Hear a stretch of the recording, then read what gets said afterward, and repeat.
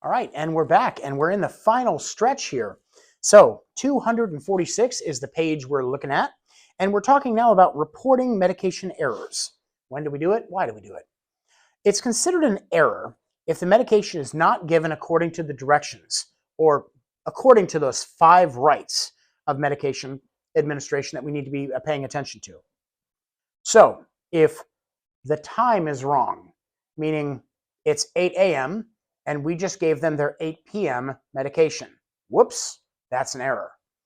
If we give them the wrong medication, maybe it says in the bottle that they're supposed to take their Advil at 5 o'clock in the evening, and we looked around, we didn't find their Advil, but we found some ibuprofen, and we're like, well, this is basically the same thing as Advil. We can give them this instead, right? And so we give them the ibuprofen. And then later, the client goes, oh, I've got my Advil right here in my purse. This is what I'm supposed to take. Well, you gave them the wrong medication, okay? It's not necessarily like a dangerous error, but it's still an error, isn't it? Maybe we give it to the wrong person. Maybe we have in the house someone named Chris Smith, and then we have the dad, Christopher Smith, and the mom is Christina Smith, and they're just not a very original family. And we have a medication bottle, and we just read it wrong, and we give Christopher Smith's to Chris Smith by mistake. Well, that's the wrong person, isn't it? Then we've got the wrong dose, which can be messed up if you have a medication bottle in your hands and you're looking at the medication thing and it says we need to give them, 3 pills 3 times a day. And for some reason your brain starts doing math and you think, okay, 3 pills 3 times a day. Well, that's 3 pills. That's 1 in the morning, 1 at noon, 1 at night, right? Okay, and you give them 1 pill. Then later your logic brain kicks in and you go, wait, 3 pills 3 times a day. That means 3 in the morning, 3 in the afternoon, 3 at night. Ah, shoot, I messed up. Well, you gave the wrong dose, okay? That kind of error. Or the wrong route. To be honest, that's really hard to mess up. You're not going to be able to rub a pill into someone's skin, and it's highly unlikely you're going to give someone a suppository and say, here, take this by mouth. Very uncommon that you mess up the route, but I'm sure it can happen. They wouldn't list it here if it hadn't happened before. Or any kind of omission, anything that kind of went wrong during the medication administration.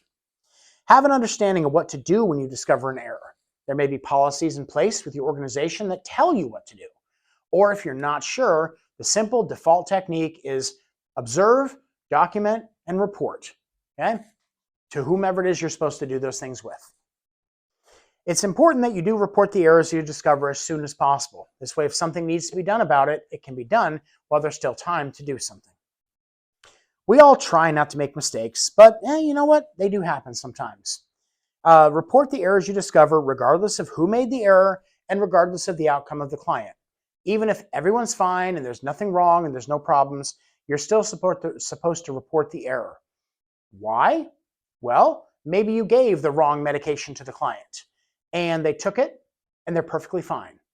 Well, that lets the people know that are supposed to keep track of these things that if that error occurs in the future, that, okay, it occurred once before and the client was fine. Therefore, it might not be as much of an emergency as if it happened before and we know that, oh, they were hospitalized as a result. So having some sort of precedent to errors does sort of help you to triage or prioritize things when the error is made again by yourself or another person. So it is helpful in the long run. Information is valuable. You should receive additional training and orientation on your job when assisting with medications. Talk to your supervisor about receiving training if you haven't already gotten it. And if you're not sure what to do when assisting with medications, just ask the appropriate person in your care setting. Heck, ask the client if you don't have anybody else you can go to and you're an independent provider. Hey, I want to make sure I'm doing your medications correctly. Can we check these together for the first couple times so I know I'm filling your Mediset correctly or I'm administering these pills correctly, or get some feedback.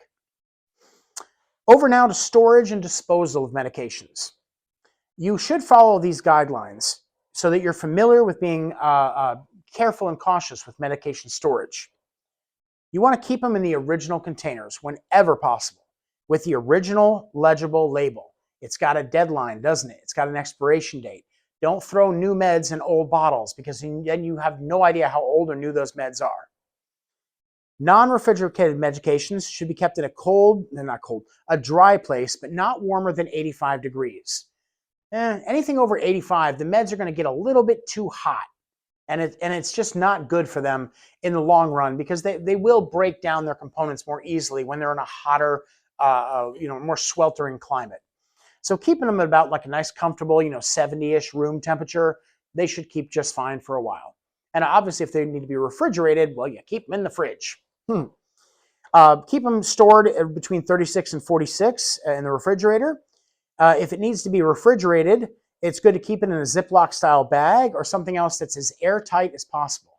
The less air getting to the medications, the less moisture they'll absorb from the world around them. And the less moisture they absorb, the longer they're going to keep.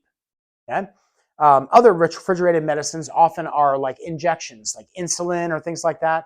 Those kind of things you keep refrigerated as well. And you wouldn't have to Ziploc bag those because they are already in sealed containers. Make sure you separate medication storage from food storage. We're not storing our pills with our bread. And if you work in an adult family home or assisted living facility, they should have a policy in place for where meds are kept. They're usually locked up somewhere, and there's a cart, and there's a tracking and a chart, and they're very careful with their medications, or at least they should be. In-home clients can store medications however they darn well please, can't they? That's their house. They can put them wherever they want. But you sure as heck can advise them on some safe methods they can use, can't you? Based on what you've learned here. Maybe you see they're putting their medications right next to their air conditioning unit, and they're sitting there and they're getting blown wet, hot air all day long from the exhaust. Just things like that. Obvious things. Give them advice, help them to make sure that they're not leaving medications in reach of kids or pets or anywhere that they might be accidentally,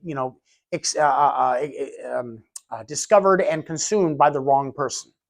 Okay, and of course, there's always the threat of there's the threat of theft. Man, it's hard to say that. So people come over to the client's house. They might be less than honorable. They might say, "Hey, they got some pain meds," and suddenly they're in their pocket and they're out the door. I'm not accusing anybody here. I'm just saying it happens. So keeping medications in a safe place that aren't easily accessible to people like visitors, that's a good idea as well.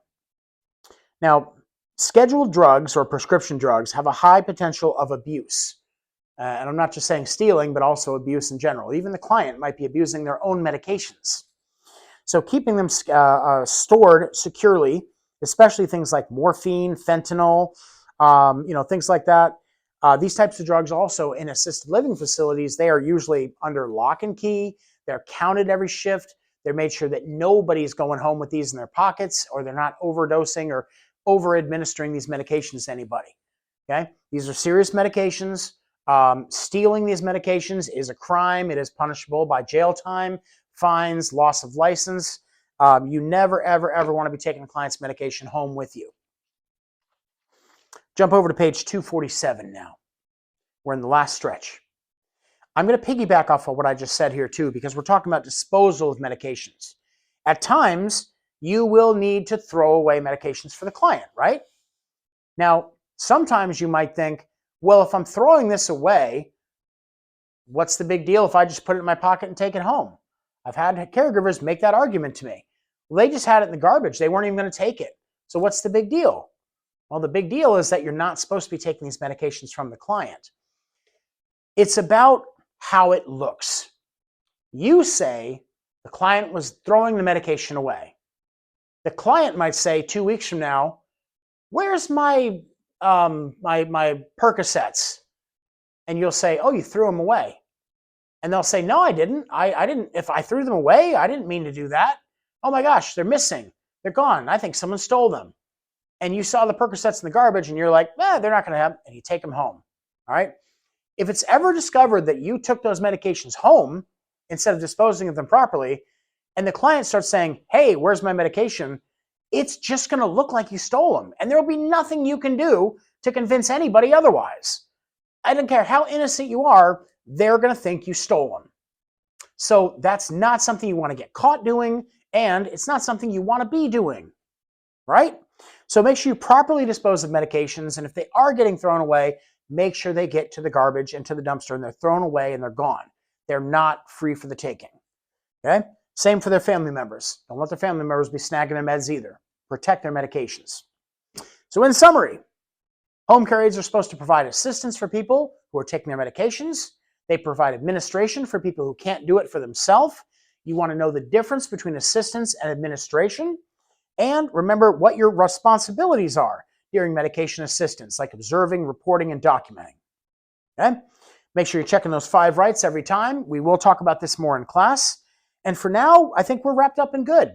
So go ahead and do the checkpoint questions for me on 248. Then jump over to 249, 250, and knock out those module review questions. And we'll discuss your answers in class and see how you did. So, alrighty, I'll see you tomorrow. Go ahead and jump over to, I think module 12 now is your last one of the day. So I'll see you over in module 12.